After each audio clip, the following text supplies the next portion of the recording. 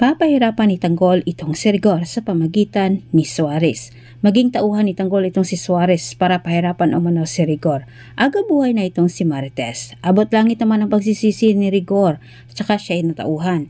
Nanumpa itong si Rigor kay Mando na ayusin na umano nila ang relasyon nila Marites. Ngunit ito'y guguluhin naman ni Olga. Sa gitna ng aga buhay ni Marites, ipinadala naman ni Olga ang video nila Ramon at Tess.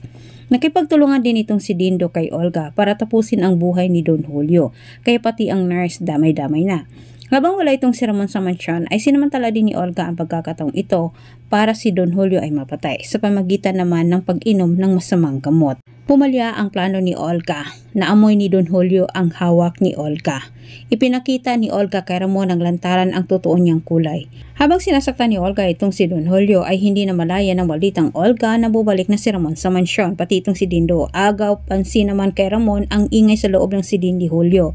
Nabulaga na lang itong si Ramon ang makita niyang bulagta ang kanyang tatay at sinasaktan pa ni Olga. Nagtagka pa si Dindo na itumba itong si Ramon, ngunit naunahan siya ni Ramon at sinunod naman itong si Olga. Hindi sukat akalain ni Ramon na narinig niya mula sa bibig ni Olga na matagal na umano siyang naisaan nito at planado umano niya ang lahat. Dagdag inamin ni Olga na siya umano ang dahilan kung bakit nakulong itong si Ramon. Sabay sabi din na napaniwala umano niya na si Tanggol ang piking Jesus na sa mansyon ngayon. Sa kabilang banda, dumating ang kamalasan ni Suarez sa pasugalan ni Tanggol. Laking gulat na lang nito nang malaman niya na si Tanggol ang bagong may-ari sa pasugalan.